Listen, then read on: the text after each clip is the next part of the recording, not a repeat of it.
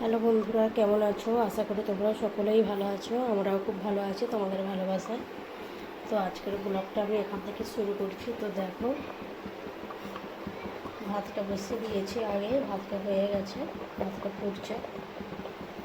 আর এখানে রান্নার জন্য পেঁয়াজ কেটে নিয়েছি।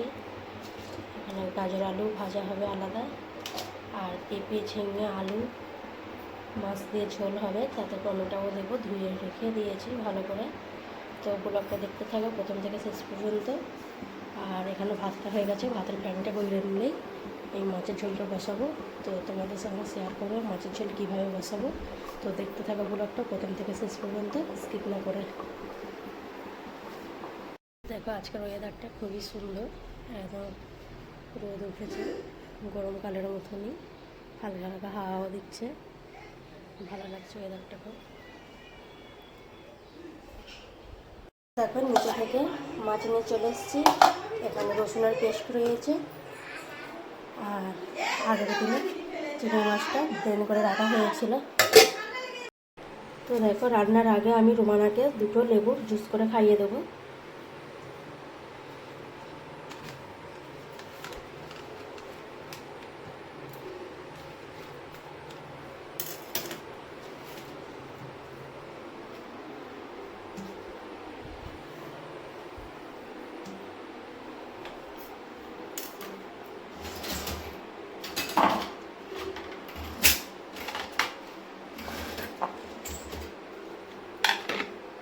দেখো, এটা 3 লেবুর জুস, অনেকটাই জুস হয়েছে। এবার জুসটা কিন্তু আমি ভয় ছেঁকে নেবো, না ছাঁকলে একদম খেতে পারে না।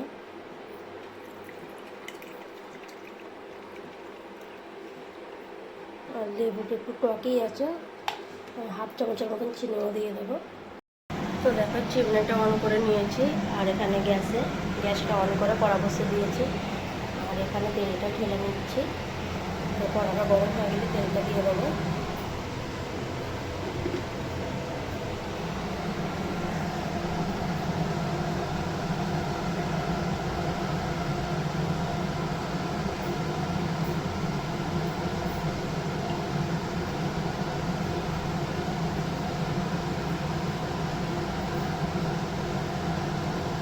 তো দেখো, খুব বেশি তেল দেবো না, হালকা তেলের মধ্যেই করবো।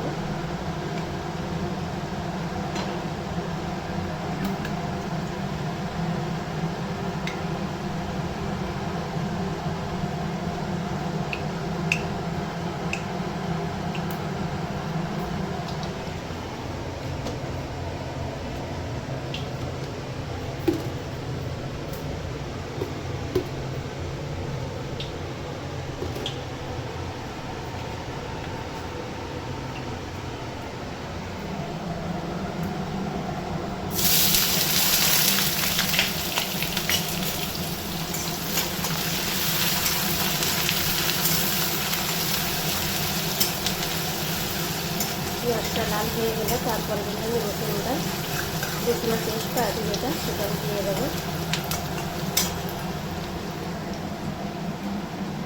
যতক্ষণ পেঁয়াজটা লাল হতে সময় লাগে, তার মাঝে আমি ভাতের হাঁড়িটা তুলে নেবো।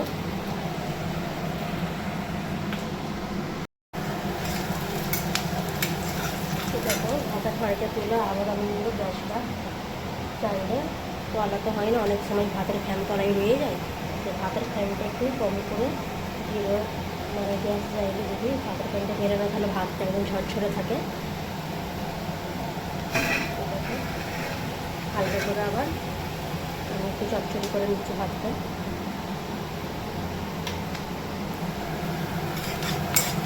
পেঁয়াজটা লাল হয়ে গেছে, এবার রসুনের পেস্টটা দিয়ে দেবো। গ্যাসটা একটু কম করে দিয়েছি, রসুনের পেস্টটা দিয়ে দিয়েছি।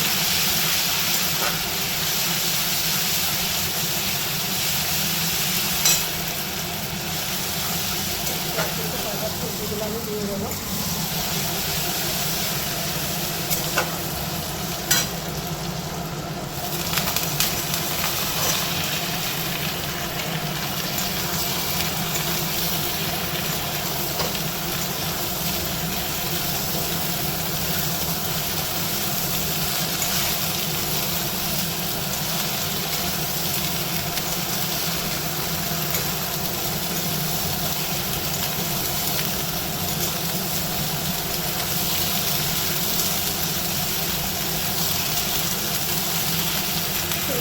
করে আমি কিন্তু সব রকম মশলাগুলো দিয়ে দেবো।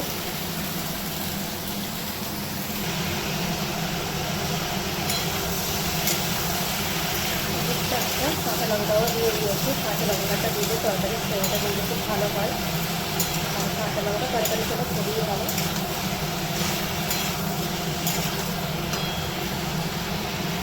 এক এক করে আমি সব মশলাগুলো দিয়ে দেবো।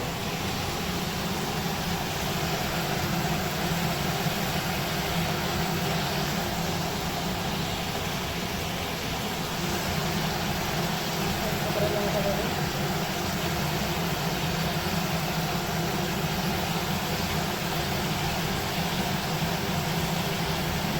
এক চামচ দেবো। আপাতত এক চামচ দিচ্ছি। ওই একই সময় আবার একটু দিয়ে দেবো। তারপরে স্বাদ মতো নুন দিয়ে দেবো, একটু দিয়ে দেবো।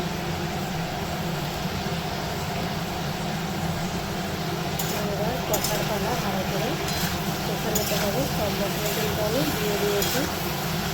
এবার কষতে হবে ভালো করে। তারপরে কষার শেষে আমি টমেটো আছে, 4টা টমেটো দেবো। অনেকে কিন্তু ঝিঙেতে টমেটো দেয় না, কারণ ঝিঙে তরকারি হয় মিষ্টি মিষ্টি। তো টমেটো রোজ তরকারিতে খেতে এমন অভ্যাস হয়ে গেছে, টমেটো না দিলে যেন ভালো লাগে না, তাই দেওয়া, সেই কারণে দেওয়া।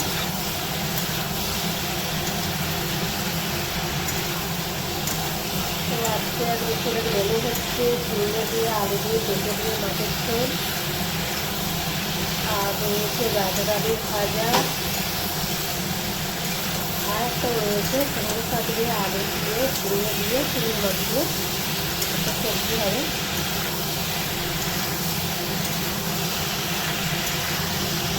এবার সবজির পানিতে কিন্তু একটু নেওয়া হচ্ছে, আমাদের এখনও পানি দিইনি সবজির মধ্যে। এই সবজির পানিতেই আমি করতে পারি। তারপরে যদি জিনিসটা কথা কথা হয়ে যায়, যদি ভালো লাগে দেবো। তো এখন আপাতত আমি সবজির পানিতে আমি তরকারিটা ভালো করে করতে পারবো। যত করবে তত কিন্তু কিন্তু একটা তরকারি গন্ধ ভাব থাকে, সেটা কিন্তু চলে যায়।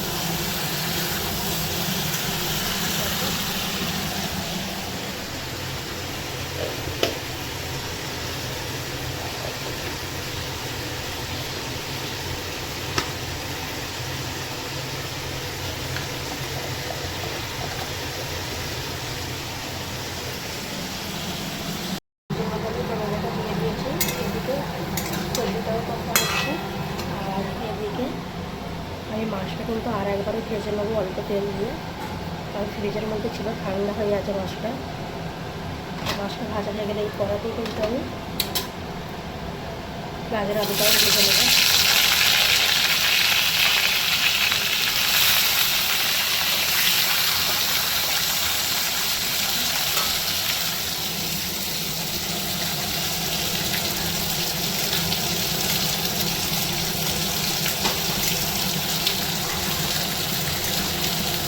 একা হাতে কিন্তু ফোনটা ধরে আছি, আর এক হাতে রান্না বান্না হচ্ছে। এইভাবে কিন্তু আমি ভিডিওটা চাইলে যাচ্ছি।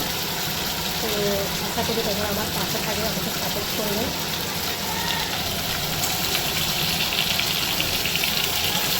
অনেক কষ্ট করে ভিডিওটা বানানো হয় আমার, অনেক কষ্ট করে আমি চ্যানেলটা খুলেছি। তো দেখা যাক কত কিছু হয়। তোমরা যদি পাশে থাকে নিশ্চয়ই আমি এইভাবে এগিয়ে যাবো। তরকারিটা কষাও হয়ে গেছে, আর পরিমাণ মতো আমি পানিটাও দিয়ে দিয়েছি। এবার ঝোলটা ফুটে করে মাছটা দিয়ে দেবো। আর এদিকে গাজর আলুটা ভাজা হচ্ছে, লঙ্কাগুলো ছাড়াই ভাজা করছি, কারণ জমানা খাবে।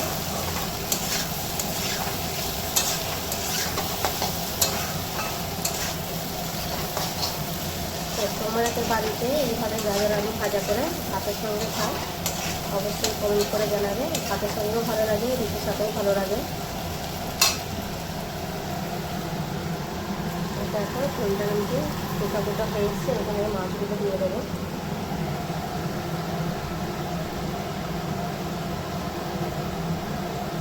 তো 3 পিস মাছ কেন, আমাদের শাশুড়ি বউ ছাড়া বাড়িতে কেউই মাছ খাই না, শরীরটা খাই, মাছ খাই না। তো দেখো আমার এই রান্নাটা যদি ভালো লেগে থাকে তোমরাও বাড়িতে ট্রাই করে দেখতে পারো, এইভাবে ভালো লাগবে আশা করি।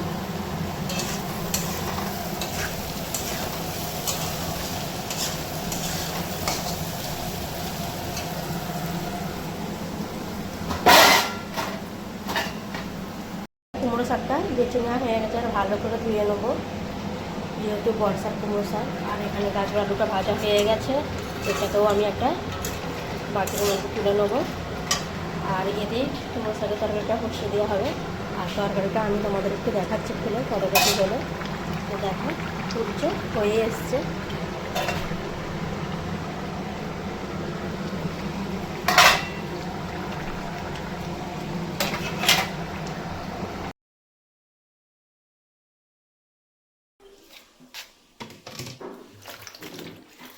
দেখো ভালো করে ধুয়ে নেবো, 2-3 বার ধরে ধরে ধুয়ে নেবো।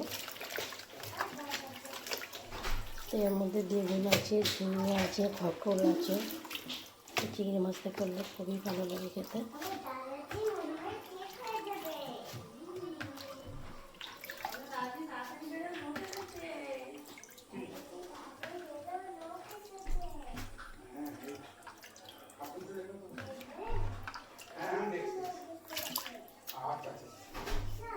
দেখো এখানে লাউ শাক আলু তুলে দেওয়া ভালো করে কেটে নিচ্ছি।